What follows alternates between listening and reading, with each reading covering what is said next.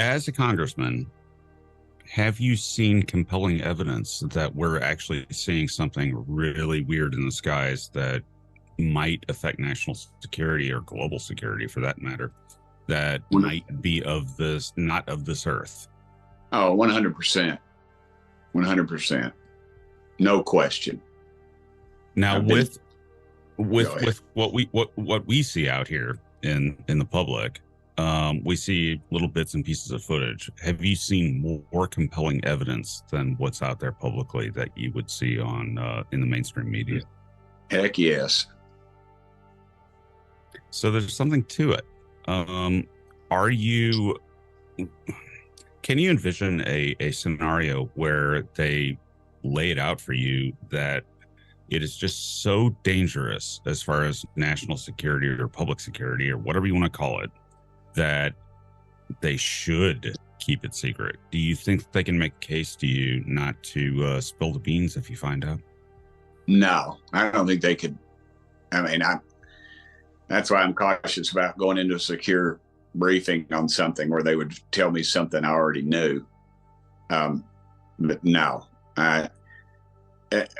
we've been dealing with this at least since 1947, probably since about 1893, I believe, was the Aurora, Texas. I think it was when it was. I'm not sure when that event. You can research that or Google it or whatever.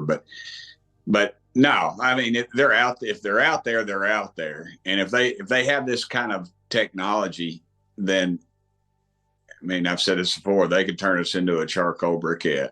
If they can travel light years or at the speeds that we've seen and and defy physics as we know it, fly underwater, don't show a heat trail, things like that, then we are vastly, we're out of our league. We couldn't handle it. We couldn't fight them off what we wanted to.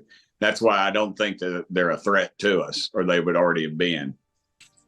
Now, of course, we're dealing with the situation of Crush, where he's saying that we have recovered materials from these yep. Whatever this is. Do you, from within government, see corroboration of this? I mean, does it appear to be real? Yeah, I know him. I didn't need him to come. I've been saying this before he was on the scene. I've talked to too many people I've been briefed by too many folks. I've talked to too many. And if there's a craft, some being had to fly it. So yes, and yes. Indeed. Now, but from what you've seen within government on an official basis, can you confidently say that we're looking at another Watergate, a potential Watergate, where a floodgate will open and this, at least the idea of a potentially illegal but kept from oversight special access program might come to light and become a huge national issue? I think what you'll see is that they'll hide it under national defense, and it will not be a Watergate type thing. It'll be, I think the knowledge and the realization will be so huge that will be overwhelmed by just people's more questioning about what's going on. And the people that do it will be, they're unsworn to secrecy. And I guess you could make the case that you wouldn't want Congress to know everything because they're just a bunch of loudmouths and be telling everybody. And as soon as they did, the Chinese would have it, and then we would be, it wouldn't serve our purpose. So I see where you're going to with that. I think I'm more worried about the corruption of people profiting from stuff like this than I am of the other. But yeah, I don't like any of it. I would give them some leeway if they would just come forward with some information. So what's the environment in Congress? Do you have a lot of support within the House and any Senate? Yeah, yeah, we do. And there's a lot of people that have come forward to me personally, but won't publicly because of their they're afraid they're going to get shunned or whatever. I mean, I fully intend to see people use this to raise money and to run against me next time I run, and if I choose to run again in a year or so. So, it's it's a real threat. And two, you've got people in Congress that are, I mean, let's be honest, they're compromised, brother. They are completely compromised, and they're in situations where they could be blackmailed or otherwise. I mean, we just got to be honest about the thing, about human nature. You're sitting at some bar somewhere, and some attractive person is talking to you. And next thing you know, you're in a motel room with them. And the next thing you know, they've got tapes of you. And next thing you know, they own your ass. And it's just the reality of the world we live in. It's high stakes, and it's billions of dollars, and it's power and it's influence. So it's no different than a lot of other areas.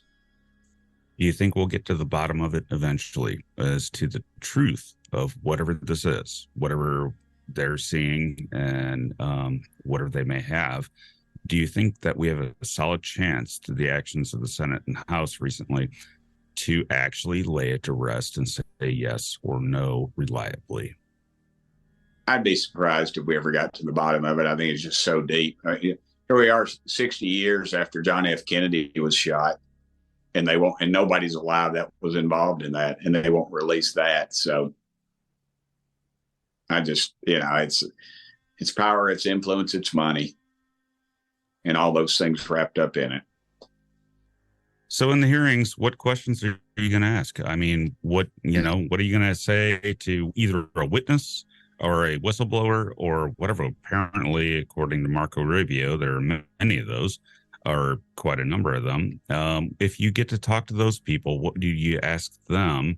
And if you get back to talking to people from the Pentagon, what would you ask them in response? So, you hear the accounts, you hear the whistleblowers. What do you ask the actual officials? And if they don't give you the answer that you want, or they're not forthcoming, rather, what do you do? How do you defund them? Well, I'm going to listen first. I'm going to listen to other people on the committee that are going to ask a lot of pointed questions. I'm sure I'm not going to disclose what I'm going to ask just yet, because I don't want to skewer the people, and I don't want to tip off some other folks about what I know that are not too friendly to this issue. You'll see a movement probably afoot to remove some of the witnesses that will be called, or they'll be discredited. So I'm gonna hold my questions to the day of questioning, because I want it to be I want it to be real. I don't want it to be coached, and I want it. I always tell people a prepared speech is kind of like a prepared prayer. It's not necessarily from the heart. So I'm just gonna wait to that day and I guess spring it on them.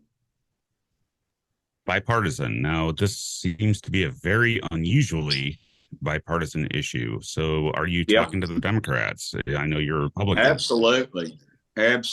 We're going to have equal number of Democrats as we do Republicans. I don't really care. This is not a partisan issue, and I'm not going to allow it to be partisan if I'm, in fact, heading it up. So we'll just see. We'll see. It's, I think somebody will attempt to do it. Somebody will take a poke at somebody, and then hopefully we can kind of turn that back. And we just keep it a nonpartisan, because I've talked to enough Democrats about the issue, and they're concerned just as I am, and they want to get to the bottom of it. Keep it even. My last question for you is this. So if we find, regardless of the topic, if we find that there are SAPs that have no oversight from the House, what's the tool to kill them? So say it's a disinformation campaign. Say it's a psyop. Right. Yeah. What can Congress do to kill it? Because if they've been running a some sort of disinformation campaign saying aliens are flying around in the atmosphere for the last 80 years, that's kind of a problem in government, right? You know, that they would. We can line item that department, and it's called the Defense Authorization, and then we can cut it out. Just cut it out.